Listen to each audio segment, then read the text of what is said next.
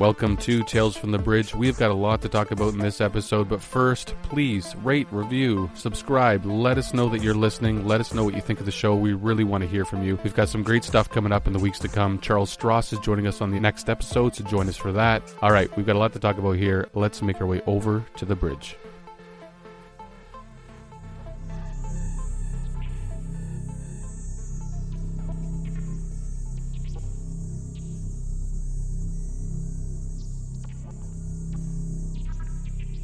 Remember when we were chatting about the International Space Station possibly plummeting to the Earth in a few years because they're planning on end-of-lifing it? And now that probably seems even more certain, maybe, with Russian challenges. At first, I was feeling kind of bummed about that and thinking, what, we don't really have any good international efforts to have people in low Earth orbit for long periods of time. I know, of course, the Chinese have their space station. But then I started doing some reading, and there's a whole crap ton of space stations that are apparently going to be going up in the next few years. Did you guys know about these? No. So first of all, Blue Origin and, Jeff Bezos and his crew have been talking about putting up they call it the orbital reef, which is supposed to be a private space station with habitats and with opportunities for commercialization of low Earth orbit, which I don't entirely understand what that means. But he's been talking about that. But they've also been talking about getting ships into orbit, period, which they haven't really done yet. So who knows if that's going to happen. So I was just thinking this was a lot of bluster. But then I was reading more, and apparently there is one other consortium, including Lockheed Martin, an organization called NanoRacks and Voyager Space that's putting up a private space station called Starlab. And that's a really recent one. And this one they haven't released a lot of information about. But then there's another one that in 2024, a company called Axiom Space is going to be sending up little modules that are going to be attaching to the International Space Station while it's there. And I guess they're going to try it out, and they're going to provide the astronauts on the International Space Station with more space. But then they're just going to disconnect them, and whenever they end of life the International Space Station, they're going to connect all of their modules together and have their own darn space station. So there's like 3 going up in the next decade. Well, it might end up being kind of like when the space shuttle program was canceled, right? I was like stunned and shocked. It was like, really? The U.S. is going to go like without any launch capability for how long? And hope the private industry steps up. And then, man, did they ever? At least SpaceX did, and really stepped up. Technology went by bounds and leaps past what NASA had done. So I'm kind of more optimistic about this sort of going the same way with the space station, right? That it's actually sort of getting obsolete things out of the way and getting sort of governments and stuff out of the way and allowing for more innovation and more private enterprise, which seems to be doing a good job. Yeah, I also kind of like the idea that we're not reliant on other nations that may decide to do pretty unsavory things, that, it's not really an issue that you have with a corporation. Ships and building a station, right? Like if we're relying on the Russians to take us up, and then they decide because of the invasion of Ukraine and everything that's happening over there, they're like, we're not sending your people up, and maybe we don't want to send people up with them. Like maybe that's a relationship that's got to get put on hold for a little while, or and maybe the same with the Chinese, right? Like, do we want to be reliant on, and by we I mean like Western powers, democracies here want to be reliant on undemocratic countries that don't always behave that well, invading other people. We might right on. Like whether they're throwing people in camps or they're invading their neighbors. Like that's a pretty tough relationship to maintain, and you see that with Europe and their gas problem right now, right? Like and their reliance on Russian oil and gas, and how to sort of unbuckle themselves from that.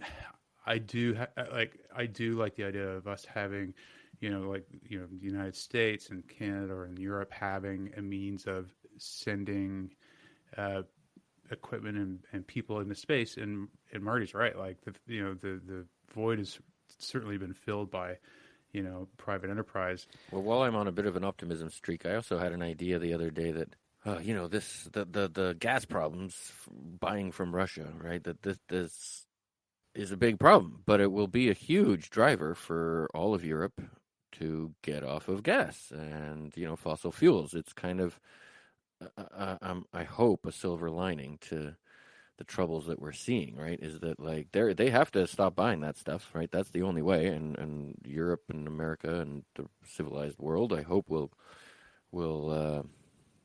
adequately crash Russia's economy. And the only way to do that, to stop them from being barbaric, and the only way to do that is to stop buying their oil. And this might be the fastest, most effective way of getting off oil that we could ever hope for. Like Germany really needs energy. They're going to stop buying it like fast. And so guess what? You have to have some like private enterprise entrepreneurs, some new solutions, like get to the table fast. Start making breeder reactors, micro reactors, like sustainable energy, although Germany's already doing that, I gather. But this is going to drive getting off of oil, maybe faster than anything else could. Sure. I got to tell you guys about this. So, great documentary on Netflix. It's called Connections. I don't know how many episodes there are, but I've watched like 5 and really enjoyed them all. The very first episode is about surveillance. But it starts with this amazing segment about, wait for it, pigs. Facial recognition software for pigs. Okay, so you're like, what are we talking about here? Okay, so start at the beginning. Very, interesting, ethical, ambitious scientists got, some smart people together and realized like, so much suffering in modern industrial agriculture, right? These animals live horrible, unhappy lives, and then they're slaughtered and we eat them. And so to make a big impact, you want to start with just letting those animals live happier lives. The starting place for that is being able to actually identify each individual animal and then follow it through its entire lifetime and see when it's sick, see when it's happy, see when it's sad. So they just took, put up a bunch of cameras, like the spout that the pigs drink water from has a camera on it, and like 10 times a day, each pig in the entire place goes up to this camera while it's drinking, and thousands of pictures are taken of its face. And you just feed this into an AI, right, an artificial intelligence kind of thing that does facial recognition, okay? And guess what? It works, and you can now recognize individual pigs and track them individually, right, the same way that we would use facial recognition software to track people. And I'm like, oh, okay, well, that's kind of neat. That's interesting. Okay, that's a nice starting point, and interesting that it works on pigs, because apparently this software wasn't customized for pigs. They just use human facial recognition software and just use it on pigs, and it manages to like sort out the differences between all these pigs and track them. But then the next step is emotional facial expression recognition. Okay, so not only can you identify pigs, you can identify facial expressions in pigs. And here was the huge mind-blowing insight for me. Now I trust and love artificial intelligence because I get it. What it's really good for is being able to have a perspective that humans are literally incapable of having, right? Humans are hardwired to recognize human facial expressions. So we intrinsically are bad at recognizing other species' facial expressions. We're kind of wired against it almost. So that's what an AI can do for you. An AI can just empirically watch a whole bunch of expressions and categorize and classify them and identify them and figure out how to look at pigs like pigs look at pigs. So it's an artificial pig. Okay, well, that's great, to recognize whether a pig is smiling or whether it's unhappy. Well, okay, so at least recognize a bunch of different expressions, and then, we have to interpret those expressions by context and say, oh, okay, this expression is clearly a happy expression because it's in a happy context. We're, poking the pig with a hot poker right now and it's squealing, so that expression is probably an unhappy expression. And then you can do the gamut and you can imagine, plotting out the inner life of pigs by using facial expressions or facial recognition software. And not only pigs, of course, you can do it for cows and goats and other farm animals and heck, even chickens, by generalizing to body language, right? So it's not that you're looking at the chicken's faces, but you can then generalize this whole apparatus to recognize and read and understand, signs and body language and postures and all of that.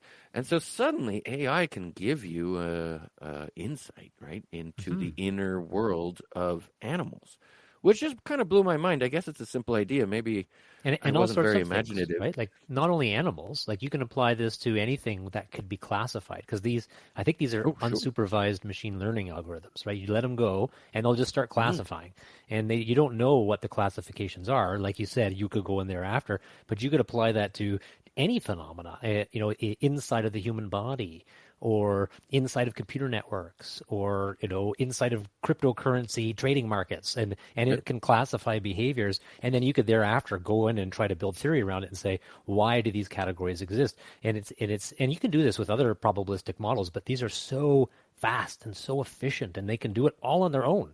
It's a whole other world, and our ability to kind of understand stuff sort of, I think, exponentially grows as we can pair ourselves with these unsupervised machine learning algorithms, and that's where we're going to go. We're going to see really cool stuff happening. Not only pig emotions, we could do other things with them too. Yeah. Well, imagine you can wear a pair of glasses, right, that's running this software, and it's been trained on a data set for cats, let's say, and you can just wear these glasses and watch your cat. And yeah, we sort of learn vaguely to interpret our cat's behavior and stuff, but like this can go really deep and actually learn specific things that we don't know yet. And you could just have words or something pop up in your screen like, oh, happy, sad, curious, angry, I don't want this food, screw you, I hate that guy, right? Like suddenly we could learn to genuinely communicate much more effectively with our pets. Let alone, farm animals, and who knows? Yeah. You go to the zoo and they give you these glasses. Oh, You get a lot of information. Well, that could be terrible, because if you went to a zoo with these glasses and you were just like, oh my God, everyone is depressed here. Right. Go to Marineland and all the whales are just like, get me out of here. They're trying to communicate to you through the augmented reality. You could pick out assassins. Ooh. Oh. Yeah, The whole security piece to it too, right? Yep. Yeah. Well, what I see happening with this though is the people that were resistant to wear masks over the last couple of years would be the ones wearing masks to protect their freedom. They absolutely would. Yeah. I mean, this is a science fiction show, but not really. I'm not sure how long I'll hold on, but I checked out that Outer Range. Okay. I'm intrigued to know what's going to happen. It's a little bit paced, but I like how it's down to earth, slow burn drama. The main story seems to be revolving around one murder, one cover up by a family that you empathize with. But our main character is the father rancher who found a hole on a part of his property on the West Ranch. And there's lots of interesting characters. I'm going to say it's a bit slow, but I'm continuing because I want to know what the hell's going on now. And I'm going to be disappointed if this season ends with us not getting enough answers about what this hole is and what happens when you go through it or what's going on. There's a lot of little things that happen in this show that have you asking questions. And I will be honest that, and as you guys know, I am finding it hard to watch TV shows because they just go on and on.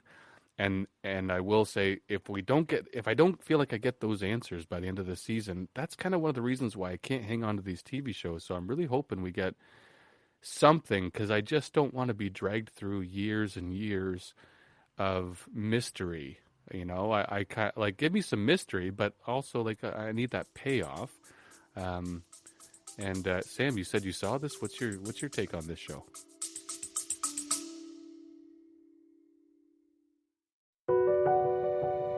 Ever wondered what it takes to make it in the movie business?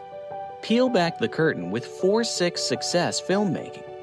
4-6 Success Filmmaking is where filmmakers share their stories and the secrets.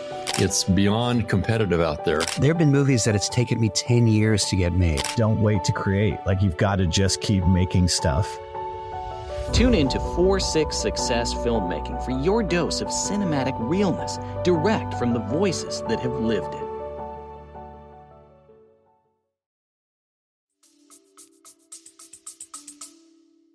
Yeah, I did start watching. I started watching it with my family, and it has that. It is a real slow burn. Like it's kind of dark, and it sort of takes its time, and it's got an almost sort of X Files sort of feel to it. It's definitely dark.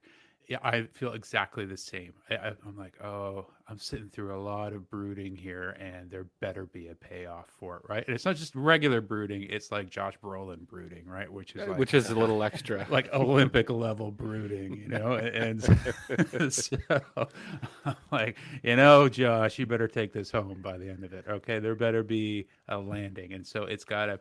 I don't want to give too much of it away, but it does have a sort of it's got some great sci-fi elements that are sort of rooted in a sort of rural setting, which is kind of which I kind of dig. It feels kind of original in that sense, and it's been totally interesting. And I'm only 3 in, and I've been watching it with my daughter, and she's and my wife's like an episode behind us. And it was that third episode, the ending of that third episode. We were like, okay, like maybe this is we're getting somewhere. So, Yeah. yeah, I have high hopes for it. I hope that it goes somewhere and that it sort of snowballs. It feels like it could be amazing. Well, do you guys remember in our interview with Greg Bear, we asked him what he was watching, and he told us about a show out of the UK called The Loop. And so I looked that up, and I watched Tales all from of the it. Loop. Tales from the Loop. That's it. Yeah, yeah.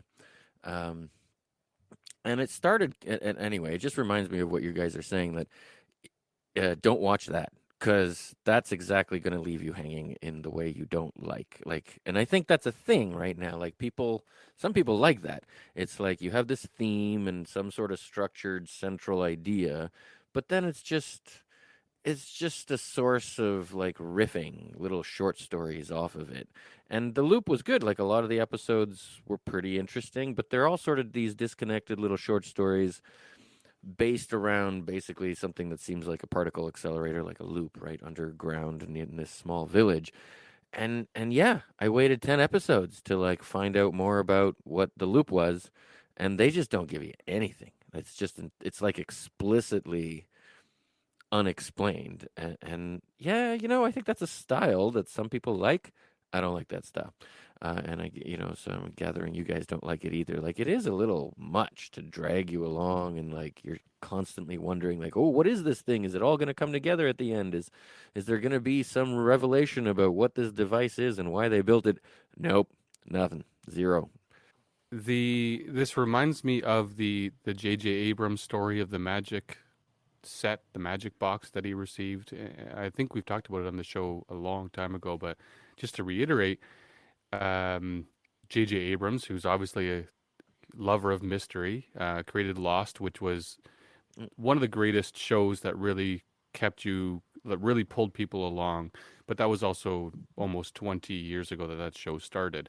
And it really developed the TV we see today. I kind of feel that it was one of the first to stop the episodic TV shows and to say we can make this story last for years and never tell you what's happening or what the main thing you want to know at the end.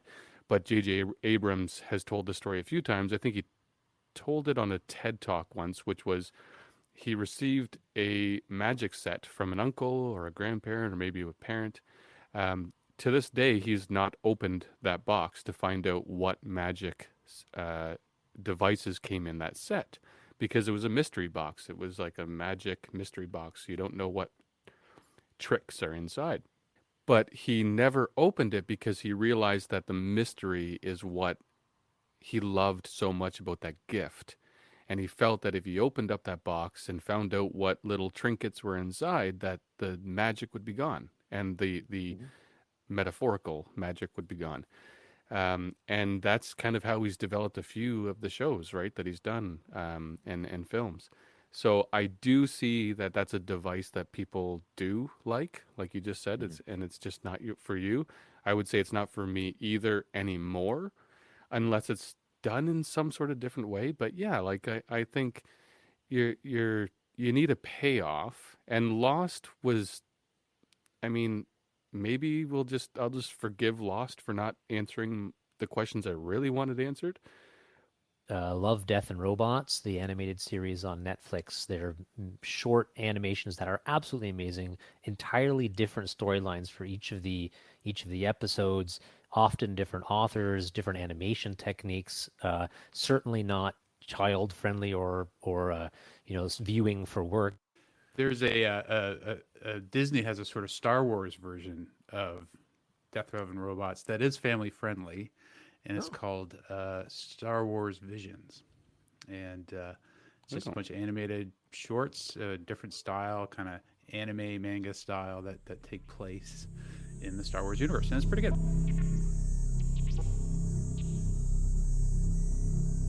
All right, so the book that we read and are going to review tonight is called "The Last Watch" by J.S. Dews, and this has got a lot of it's got a lot of hype. This book was Space.com named it one of the best sci-fi books of 2022, and it was billed as the next Expanse or Game of Thrones, but in space, and it's a scrappy band of misfits at the edge of the universe who are charged with guarding the edge of the universe, and then it begins to collapse, and their adventure ensues. And I think you have to be careful when you build something as an answer to the Expanse or Game of Thrones. And so I'll kick off this round of the review maybe, and hopefully it doesn't color everyone else's. But I felt like what we got was a piece of fan fiction that features some of the greatest hits from your favorite sci-fi shows, and not a lot of original ideas. And this maybe adds up since the author does come from a TV media background. So I imagine this book is being pitched for a TV show.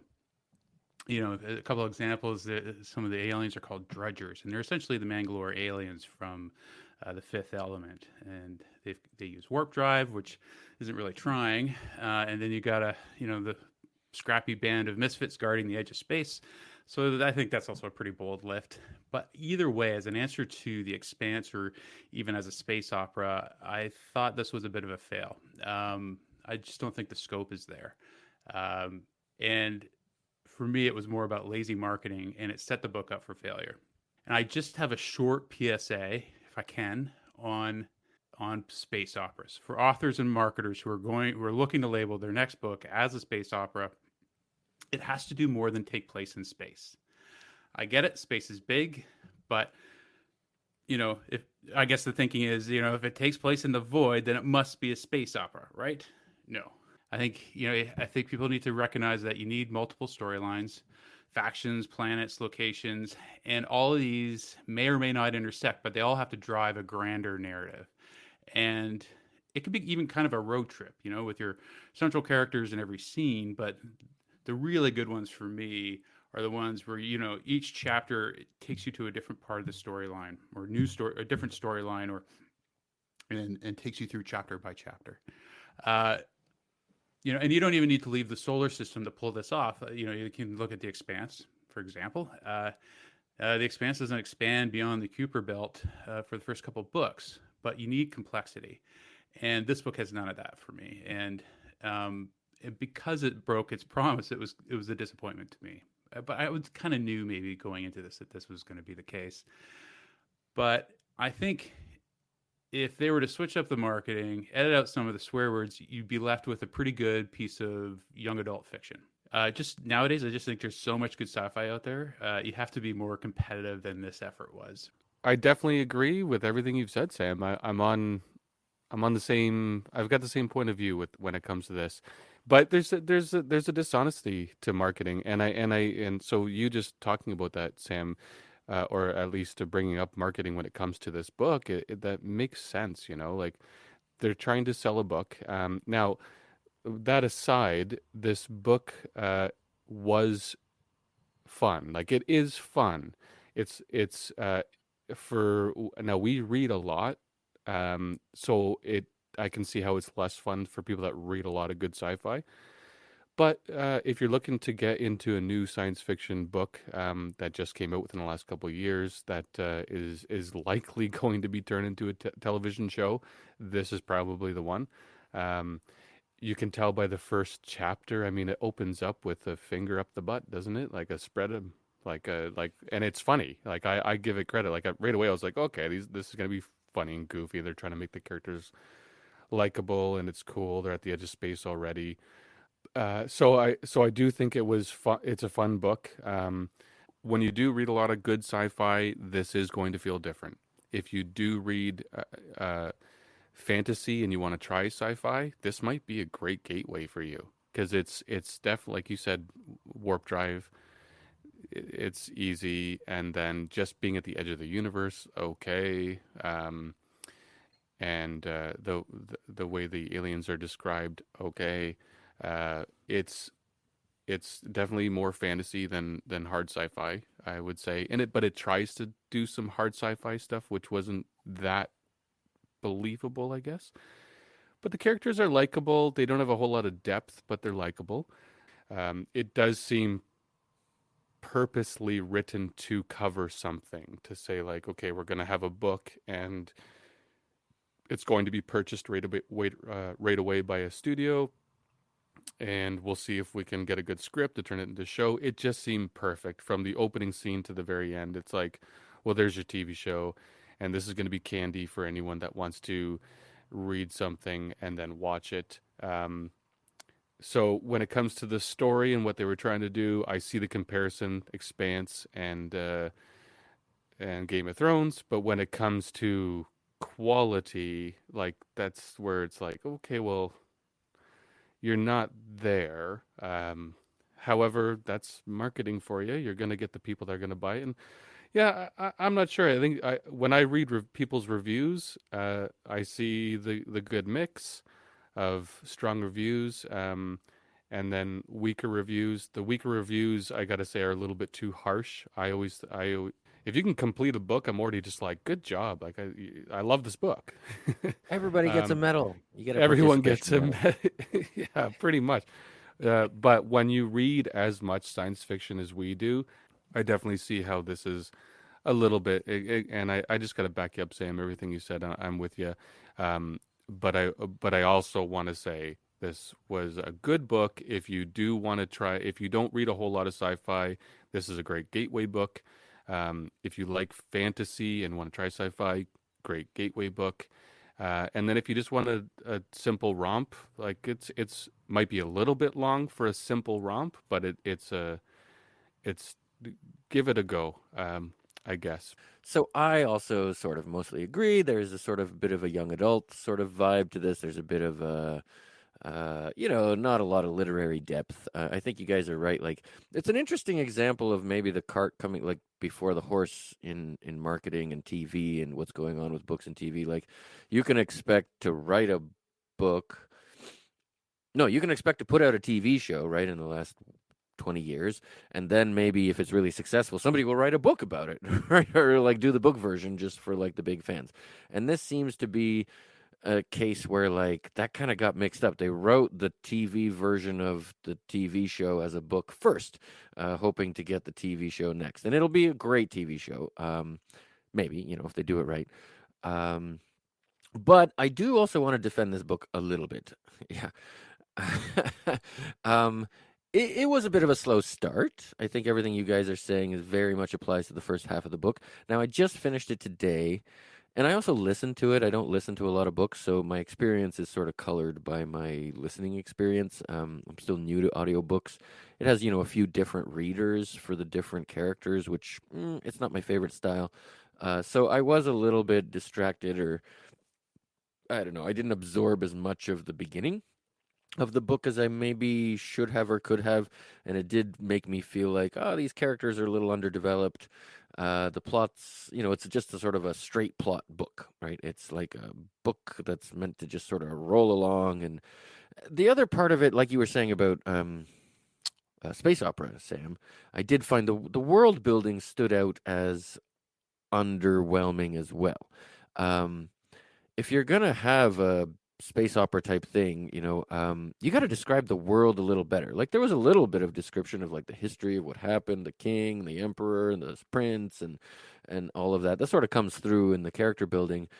But I just didn't ever have a sense of the world, right? And it all happened on spaceships, and that's very difficult for me to conceptualize too.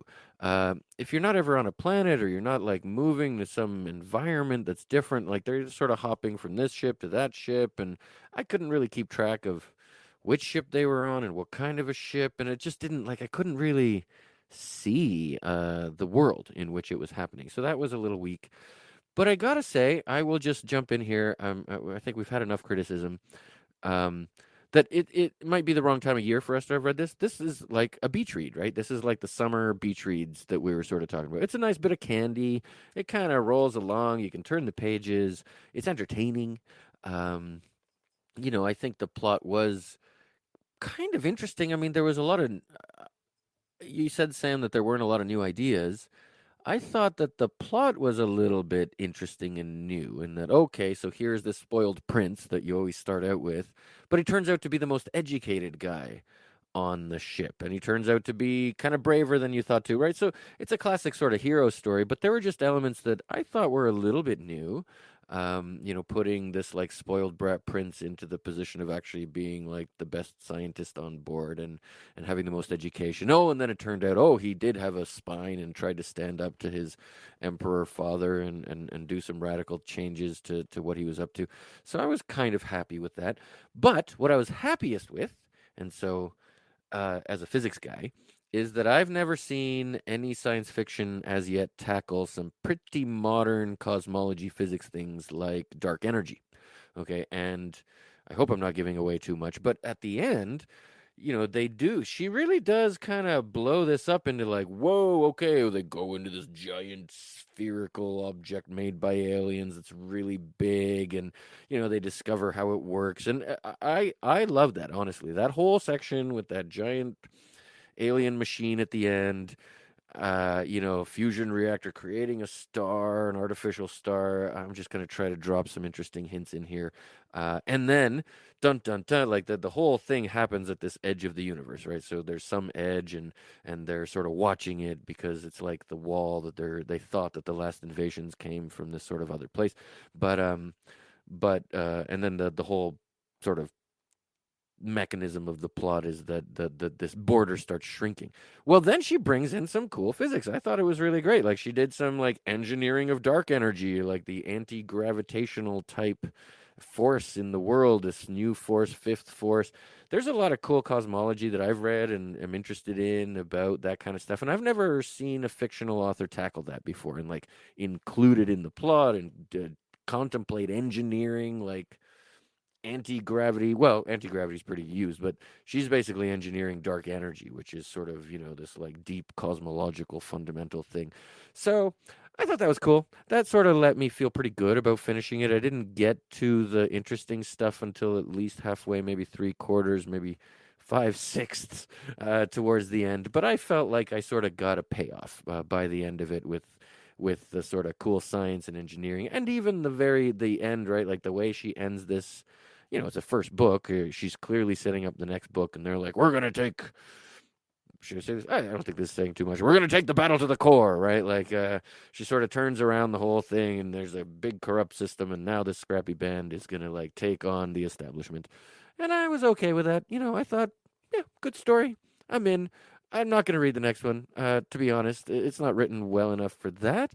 But I think, and I wouldn't necessarily recommend it in my top 10 books of my life or anything like that. But as a summer read, as a beach read, some cool ideas, if you like sort of just an adventure kind of thing, not too much philosophy and religion or anything like that, then it was not bad. I'll take it. My rose-colored glasses of reading books, it's only tinted so far. So this was a good book. I certainly wanted to get through it. The story brought me along. The characters, this is a book about trying to create those relationships between characters. And I think mostly, J.S. Dewis does that. The author does that. And I Similarly, I think I would read the next book, but it would be an opportunistic read. I wouldn't seek it out specifically, but if it happened upon my lap, I would certainly want to get through it because just what you were saying, Marty, right at the end there, when we started to get into that. That was the science fiction part. The rest of the book was kind of fantasy, suspend your disbelief. And I'm fine with suspending my disbelief when I'm reading a fantasy book and with a science fiction book to a certain extent. But when you kind of mix your messages a bit between those two genres, and I know that that's contested, people like to think it's the same genre, but for somebody who likes science fiction where I don't have to suspend too much of my disbelief, I found that the end started to make me feel like this is getting good. In particular, I don't want to give too much away, but there was the levels of society. I think that's the Kardashev scale where they talk about what civilizations could harness suns and what you could do if you could harness the energy of a sun and you could do really cool stuff, like you could do what's described at the end of this book and that made me want to read the next one.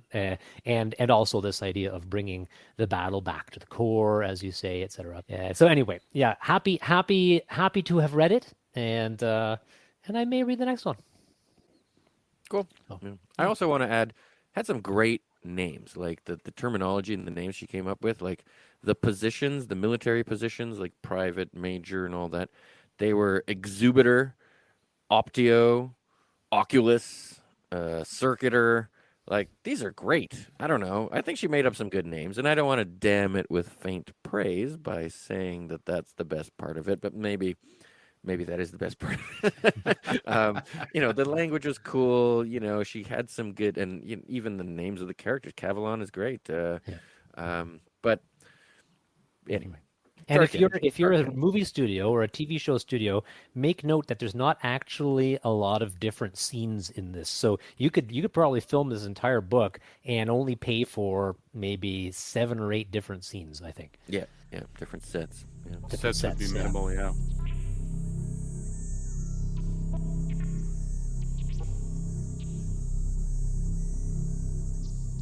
You guys want to know what book we're reading next month? Yeah. All right. So this is the first book in a series, and it's written by a gentleman named Pierce Brown. And yes, the first book is called Red Rising, and it's a long series. There's several of them, and I know that some of you have actually read this, but I've just started reading it, and I've been enjoying it, and so the book is I think I said it was Red Rising, and it's neat so far because, and I apologize if this is another young adult novel that I don't know is a young adult novel. It probably is, but I've been really enjoying it, kind of mixing fantasy with science fiction, but the science fiction it's awesome, and the suspension of disbelief is not unexpected in this one, so I'm looking forward to talking about it, and I'm looking forward to reading the rest of the books in the series as well. So that's it. Red Rising, next month. Wow. Hooray. Awesome. Well, I know, Sam, you're reading it, and I just finished the third one. So there's sort of a trilogy. The next one is called Golden Sun, and the one after that is Morning Star. And that kind of wraps up the first trilogy, but there are 2 much larger volumes, like he continues later. So then there's Iron Gold, I think, is the 4th one, and Dark Age is the 5th one, and I think we're waiting for the 6th right now, and those are much larger. But I'm kind of glad you stole my thunder, because I was totally going to recommend that when it was my turn. And now I get to do something else, but I love this trilogy. It's one of my favorites ever. Sam, you've been reading it. What do you think? I downloaded it. I haven't started. I just actually been finishing up the Murderbot series. Oh, okay. So I just finishing that up now, and it's like in the queue for this weekend. So cool. That's perfect. I was like, so I don't have to buy it. I don't have to buy an extra book this month, and I'm pretty pumped to read it. And any listeners out there who have not read along with us for any of the books that we do, give this one a go. Read along with us, because this one, you won't be disappointed. It's not a chunky book. It's only about 300 pages. And like Marty said, the pages melt away. So get into this one with us and talk, or join us when we talk about this one. But great pick. Looking forward to it for sure. Totally.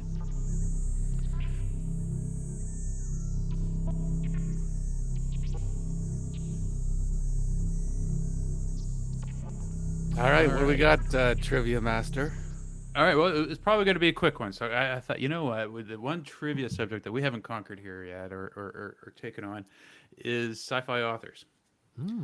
So I'm going to name the book, and you're going to name the author. And we'll, award fake points and bragging rights to the winner. This is a Sci-Fi Book Club podcast. So let's see who the top sci-fi book co-host is. Good one. All right. So I'm going to start this off. This is going to be a bit of a speed round. All right. Who wrote Hyperion? Dan Simmons. I think that went to Marty. Marty. Yeah. I'm making up for the last episode. No. Kevin, you beat me. All right. Who is the author of Neuromancer? Gibson. William Gibson. Darn it. How do we? So it is William Gibson. Is it the whole name? I think Gibson. I think Tristan got it. You get the last Well, name. we Well- can give it to Tristan this time, but I think it should be the whole name. It should be the whole name. It should be the whole name. Yeah. In Jeopardy, if you just said the last name, it would work. But this is not Yeah. Jeopardy. And Sam But is we should go the Jeopardy rules. Oh, well, We have higher standards than Jeopardy. okay. All right. I'm right, gonna so I'll give get- that one up because I flubbed on the first name. That's Cavalon's point. Okay. Heading into question number 3. Who wrote The Left Hand of Darkness? Ursula Le Guin. Ursula Le Guin. All right, that's Marty. All right. The author of One Day All of This Will Be Yours. And you I've guys never heard of love- that book. You guys Isaac- love this author. Isaac Asimov. Philip K. Dick. No, this is a newer author. We've interviewed him. Oh, Adrian Adrian Tchaikovsky. Tchaikovsky. All right, Kevin. All right, Kevin, I think got that one. Oh, Okay. good one. Didn't know that. Wow. Neither did Yeah. I. Okay, so I'm going to make sure I'm looking at all the cameras for this one. Author of Snow Crash. Neil Neil Stephenson. Stevenson. Kevin's in the lead here. Ooh. The author of The Alphabet Squadron. This might be a tough one. Yeah. Your face is that's on the camera. Tell me. Alan Dean Foster. Is it one? Is it? One of the Rowan guys Horse. Is it Rowan Horse? No. She wrote Black Sun. No. Okay. No. Alphabet Squadron. It's not Kevin J. Anderson. No. Good guess. Yeah. Always a good guess. If it's a film adaptation, it might be. All right. Do you guys give? Yeah. I give. All right. The author is Alexander Freed, and he kind of widely considered one of he's a favorite Star Wars universe author. Okay. Here's this one might be pretty tough too. The author of Revelation Space. Oh. McAllister. Reynolds. Alistair Mc... There you go. All right, Kevin. Good one. Good Nice. one. I thought I was going to do terrible on this. All Systems Red. Martha Wells. Yes. All right. And finally, who wrote the book that we reviewed for this episode? J.S. Dews. There you go. All right. Phew. All right, got that one in. That's it. All right, so the J.S. winner, Dews. Man, There's all your internet's latency. so slow, Tristan. the most knowledgeable Tales from the Bridge sci-fi book co-host, clearly is going to have to go to Kevin. We all bow to your victory here, Kevin. Well, thank you. Nice Work job, surprise. man. Nice work. I thought, Well, yeah, we should. The prize should be. We're going out after this, I think, right? So we should buy him a beer at least. absolutely. That'll be the.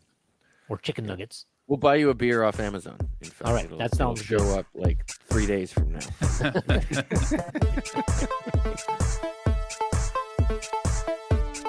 Thank you for joining us on Tales from the Bridge once again. We hope you enjoyed that. Next episode, Charles Strauss joins us, and what a great conversation we have. as usual, going some interesting places with some interesting people. So join us for that one. Thanks for joining us today. Until next time.